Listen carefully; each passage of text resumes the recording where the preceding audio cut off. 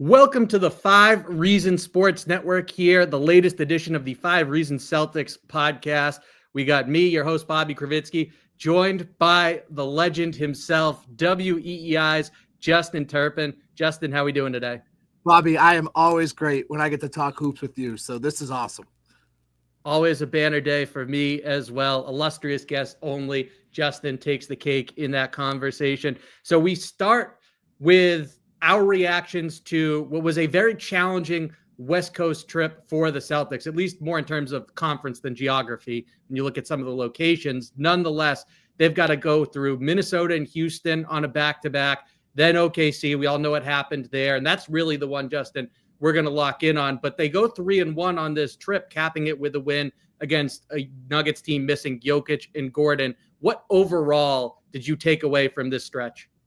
Yeah, it was a great stretch. Like you said, a brutal stretch of opponents there. I mean, 3 of them are in the top 4 of the Western Conference. So for them to come out of that stretch 3-1, I think everyone expected them to drop one. It was just which one were they going to lose? And the fact that it was the Oklahoma City one, and you said we'll get to that later, the fact it was that one, I think, stung a little bit more than what, like if it was a Houston, because I think that was the one with the big back and forth to travel. But I thought it was great. What stood out to me is their defense, because all month in December, Missoula postgame was facing all these questions about the defense and what's going on, why they aren't locked in on that side. And I thought they did a great job setting the tone defensively throughout this entire trip. And that's where it starts for the Celtics. They're at their best when they play well in the defensive end, because it opens up so much for them. And they return to that on this road trip. They absolutely did. And to go through 2 teams that are built on defense, the Rockets in particular, and be able to look as good as they did on both ends of the floor, I thought that was a statement. And you're right that this team, they've talked about, we got to lock in. Jayson Tatum after the Christmas loss, this team needs to take ownership. We need to look ourselves in the mirror. Some of that feels like it's the right thing to say when it's December, you're the reigning champions, and you recognize how talented you are. And there's a degree, I think, with this team of we're waiting for the playoffs. But they also understand that you can't let bad habits build. That's why the regular season matters, because if you waste this time going into the playoffs, it will come back to haunt you. And so that's why I think that this stretch of not just talking the talk, but absolutely backing it up on a consistent basis for the most part, that mattered. I think you hit it right there, too, with the habits, where in December, they kind of got away from doing things consistently with this team. And you saw it especially after they lost to Miami in the Eastern Conference Finals in 2023. They came back and really prided themselves on the idea of mindset and staying focused and engaged for an entire 48 minutes on both sides of the ball. Through the entire month of December, it was one or the other. Some games it was their offense that cost them games, other games it was their defense. And they got back to that just for this trip. And I know it's going to happen at times. They are the reigning champions. Every reigning champion does this. They're not as engaged as they were the season before. It's just, that's human nature. And Brad Stevens talked about it before the season, that human nature was going to be one of their toughest opponents this year. And so far it has been. And everyone knew it was going to happen. Joe Mazzulla talking in the offseason, saying how he wants the dot in between their eyes. Do you want to see it? Still, it's not going to do enough, right? They're trying to get healthy, and it doesn't help that people have been in and out of the lineups. But to see that they can get back to what they know they're capable of, and I think that's part of the frustration that was stemming in December, is they knew they can be much better, because we've seen it at times this year.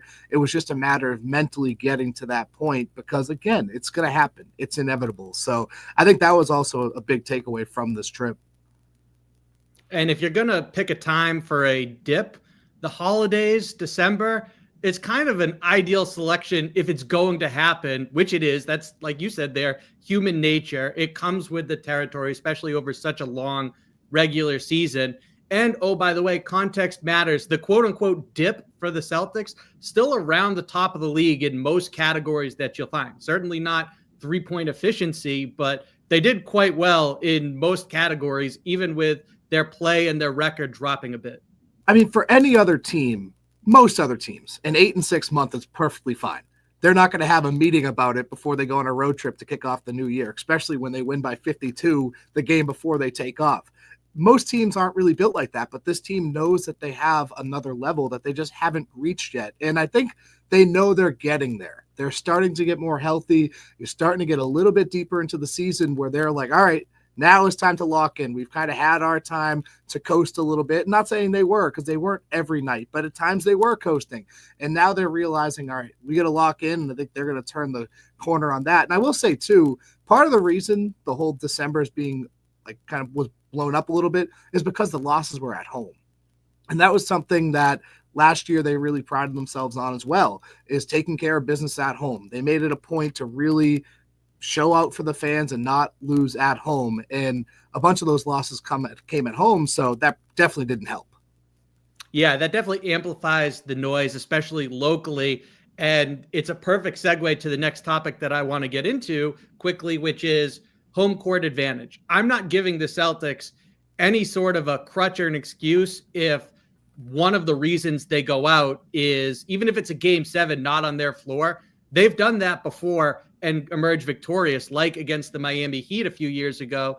So to me, this team not having the 1 seed in the East is not that big of a deal to me. I wonder if they talked about that too.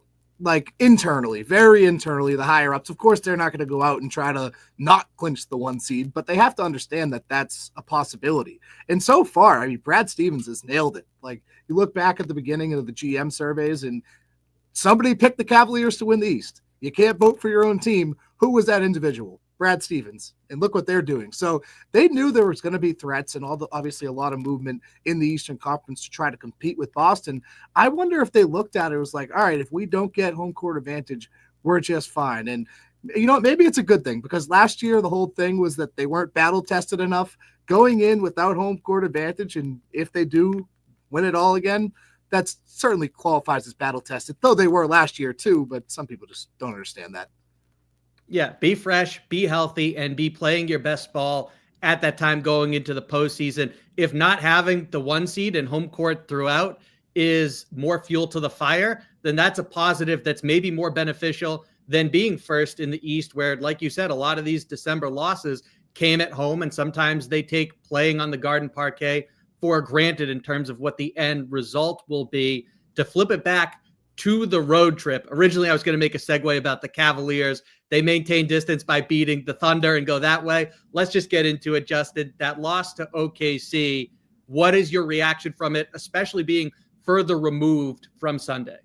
Yeah, that's a tough one, just because that's the game that everyone had their eyes on. And real quick side, though, putting it on 3:30 on a Sunday against Week 18 of the NFL was just a disservice to the game of basketball by the NBA. Like, all this ratings discourse, and they're not doing themselves any favor. That really bothered me. Why didn't do it Monday night or something? Like, there were so many alternatives. But the game itself, I look at it as like, you played 2 bad quarters. That's what it was. I mean, this team is not going to score 27 points at a half ever again. I mean, this iteration of the Celtics, it's been 12 years since they did that.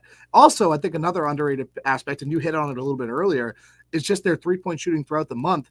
The Thunder game was the worst they've shot in the Joe Mazzulla era from 3. They had never shot under 20% in the Joe Mazzulla era.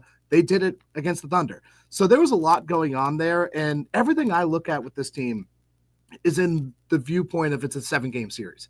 In a 7-game series, are they going to shoot under 20% from 3 and score 27 points in the second half? No, that's not going to happen.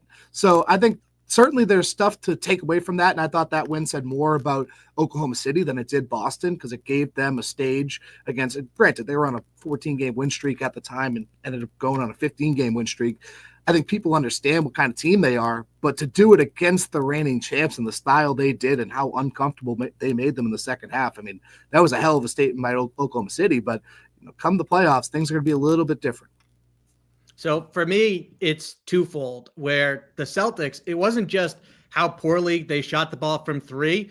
They were missing so many quality looks. I posted a montage of Jayson Tatum's potential assists, which were 15, and only one of them actually got converted into a make. And I mean, so many of them are open to wide open, right?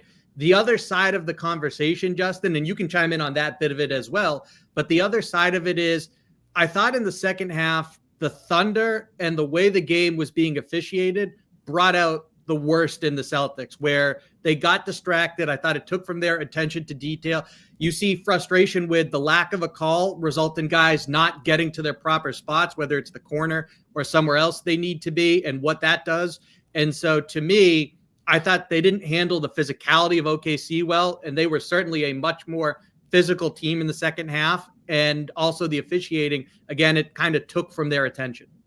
I like that you mentioned that officiating part, because I think this is something that isn't really talked about much with this team. There's not much that bothers the Celtics. Officiating is one that can really knock them off their track. And I think we saw that in Oklahoma City. And they had some missed calls for sure, but I think Oklahoma City kind of earned that because they set the tone with their physicality from the start. I mean, in the first possession of the game, they almost forced a turnover on Jaylen Brown because they're right up on his face, and they set that tone right away. So you establish yourself as that physical team and that intense team. You're going to get away with calls because that's how you play. So that's a shout out to Oklahoma City, and that's why they've been so good, is because how they dominate on the defensive end. And that's another thing too with the Celtics is people are talking about the physicality and if that bothers them. And I don't think it's necessarily a physicality thing that bothers them. I think it's just maintaining it. And they've shown they can do that. But you look back, and the two games that come to mind personally are Oklahoma City and Orlando right before Christmas, two of the most physical teams in the league. And they've given the Celtics problems, but they had a 10-plus point lead at halftime in both of those games. They just lost the physicality in the second half. And I think that comes back to them just kind of coasting right now. In the postseason, I don't think that'll be a problem. But again, like you mentioned, it's all about building those habits. And right now, more often than not, they haven't responded well to physicality for an entire 48 minutes. Yeah, that physicality manifests itself at both ends of the court. If you're not setting good screens, now you're not creating a numbers advantage, and the quality of shots you're creating, the overall possession suffers, and that plays into making it harder on yourself defensively. And we all know if you're not being the more physical team at that end of the floor, you're probably giving up a bucket. Maybe you're sending them to the foul line. So it's a problem. It definitely contributed to giving up 17 points off of turnovers. So that was another one where that's pretty high, especially for a team like the Celtics. And so these numbers point to, wow, it really took a lot for OKC in the second half, and Boston being at its worst in order for the Thunder to get that win. Also a phenomenal game. Sign me up for that as an NBA Finals. I'm in, Justin. When it comes to the officiating and the Celtics reaction of it, do you look at that and say, hey, last year, this team didn't allow that to get into their minds and take from their play? Or is that more romanticizing what happened a season ago? Yeah, I mean, it didn't happen. I think also it did probably happen at times last year. Like, I'd have to go back and nothing really pops off the top of the head, but I'm sure it did happen last year because that's just another factor of human nature. When you have all these superstars on one team, they all want the superstar calls. And in most cases, none of the Celtics get them. So you get the frustration because you always hear about the superstar whistle, which totally exists in the NBA. I'm not knocking it, but a lot of the players in the Celtics expect to get those calls, and then they'll be late getting back, whatever it may be. I just think it's more intensified this year because last year, like you said, they did a much better job blocking it out, but I'm sure at times it happened. And that goes again to them coasting a little bit. Like, and again, it was so expected that this was going to happen, but I don't think it's a bigger problem than it was last year. I think it's just intensified because they're doing it a little bit more because they're not as locked in, which again is to be expected. And then when it comes to the discourse has gotten so loud about Jayson Tatum's usage rate that it's reached Joe Mazzulla. And he made an excellent point saying, hey, it doesn't factor in potential assists. So on one hand, he really knocked it. On the other, he acknowledged that we need Jayson Tatum to be aggressive and all these things that I think the usage rate and the Celtics record being so dramatically impressive when it's over 30 and then it's something like 8-6 when it's south of that line. I think that those numbers and some things that Mazzulla even brought up acknowledges there is some merit to what this is trying to point out. Yeah, for what Mazzulla said, I think he was dead on, because I think with terms of usage rate, you can't look at it as a short-term sample because of things like the potential assist. Like, you could be making the right play, making the right read, and either they missed the shot or better yet, the person you pass the ball to passes up for an even better shot, which is what the Celtics offense does. It's built on creating these 2-on-1 advantages and creating open shots. So usage rate is a little bit of a slippery slope, but I do agree at times you need Jayson Tatum to take over. In my opinion, I think he's playing the best basketball of his career this year, and it just continues to grow as a scorer in every area of the game. So at times you need him to take over, but also I don't think just going off the usage rate is justifiable for one game because of things like the potential assist. I'd look at more like touches, like how many times is he touching the ball? How much is the ball in his hands? So I get it. And I think it is just more of a longer term stat just because of things like that. Because obviously across like a month, you're not really talking about potential assist at that point. It's kind of just like, it is what it is. But with usage rate, you can kind of look at that like a little bit of a longer span. I also think, and feel free to disagree with me, you are Stat Masterson, so if you feel this goes another way, let me know. But I also think that when the Celtics are doing things right, that doesn't stand out to the same level as when it's the opposite. And so I think for the most part, Tatum even said this after the Nuggets game, they do a pretty good job of, okay, we're going to have one, maybe multiple advantages. And if it's a Porzingis duck in and he's got the hot hand and we're getting that repeatedly, keep feeding the big fella. If it's me getting switched onto a center, like for some reason, the one that popped into my mind is Milwaukee in a win at Boston where the Celtics just kept cooking with Brook Lopez coming out to guard Tatum or being in a drop, and they're getting buckets after buckets after buckets. But when it's not happening and we see someone start to get a few points in a row and then not touch the ball or be involved in the offense, that's when we say, oh man, it's not as good. But for the most part, Justin, when we talk about usage rate and touches, I do think this team has come a long way in recent years in terms of getting the right person the ball. 100%. And you see, even with Joe, he leans into it. And Jayson Tatum usually plays the whole entire first quarter, but other times if Jaylen has it going, he's not afraid to mix up that sub pattern. So they lean into that because they know they have all these advantages. Like you have an extraordinarily talented roster. You need to get the most out of it because you can hurt teams in so many different ways. So it's tough to look at like one player's usage stats, like you said, because there's just so many other ways. And if they're all so unselfish that they're willing to give it up and just keep riding what's working. And it's worked for the Celtics. They won 64 games last year in an NBA championship. Like they've proven this style of basketball works. And not every team can play this way though. And I think when teams do learn to kind of rely less on one individual, look at Cleveland, for example. Like they beat the Thunder last night and Donovan Mitchell, shot 3 of 13 or something? He's not their main scorer anymore. I mean, he still is, but he's not their only scorer. They're not just strictly relying on Donovan Mitchell. Like guys like Mobley have taken a step forward. So it's not just with the Celtics that this happens. Like you need to get others involved, and sometimes you are better off like using the gravity of that player. They don't need to have the ball in their hands to make plays, and we saw that a lot with Jayson Tatum. Absolutely. And then when it comes to someone else who was phenomenal against the Nuggets, and yes, Jokic wasn't out there, but Kristaps Porzingis, it might have been the best game we've seen from him this season. I certainly think, and Scal said this on the broadcast, that it was the best first quarter we've seen from him, where they're feeding him right out of the gates, and he's aggressive. He's getting points at the rim. He finished with 25. He only attempted 3 threes and made 1. I think it speaks to what he was doing inside the arc.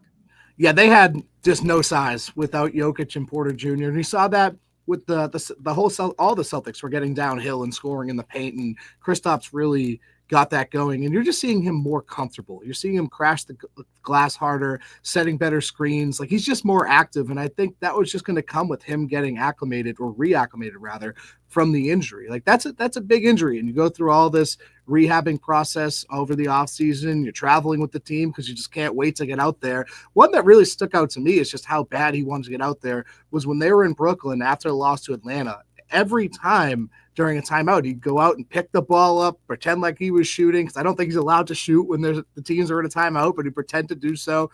Like he just wanted to be out there. And now I think at times he's a little bit more cautious, where he's not as physical, or because last year, like physicality was a question mark when they got him, and he kind of debunked that right away. He showed that he can hang with it and be physical.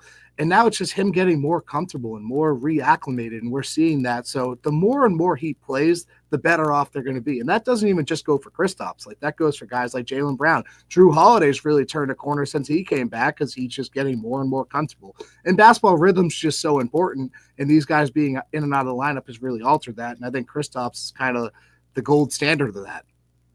Yeah, Drew Holiday, 19 points, 6 of 12 shooting, 3 of 7 from beyond the arc in that Denver game. So certainly a great point there about what just having some time to address his shoulder and maybe keep his legs fresh. After all, this is someone who played in the Olympics and is in his 30s.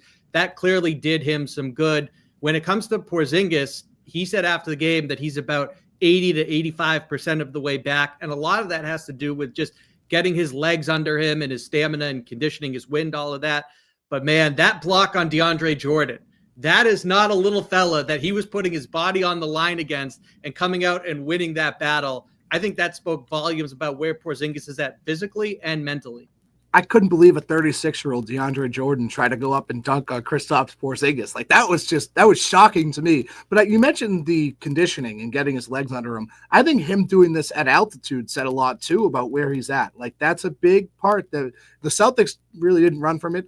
They all talked about how they're at shoot around, getting their lungs ready for the altitude because it is a big deal. And the broadcast did a good job really hammering on that. And shout out to Drew Carter because he had a great line when Porzingis got hit. He's like, does that hurt more at altitude? That was great. But I think it shows where he's at. And I think he's really progressing. And the conditioning, it just comes back. And like, it's not like he was sitting down the entire time. Like he was doing things, although he couldn't really run, was doing things to stay in shape. So I think 85% is a good number for him to be at, especially when he's left 4 games or had 4 different injuries since coming back. So I think that's a good place for him to be. Yeah, we even had a little peek at the Auerbach Center when we would see him pushing and pushing, going through workouts, doing the most of what he was cleared to at times. And a lot of it was behind the curtain, but sometimes it was very public and out in front of us. So we know that he was trying to get back, trying to be ahead of schedule, and how much it means to him to be on the floor, to be able to stay that way and in the lineup and build off it and what it does for his conditioning, especially playing at altitude. That's got to help and almost be like an expediter to this process. I think it's why he came out of that game feeling so confident about what's to come, how close he is to getting back to his standard and playing like he did last season.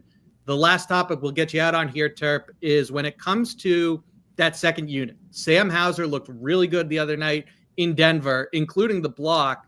But do you look at this team and say they're going to regret if they don't make a move to add one more piece? I do. Yeah, no, for sure.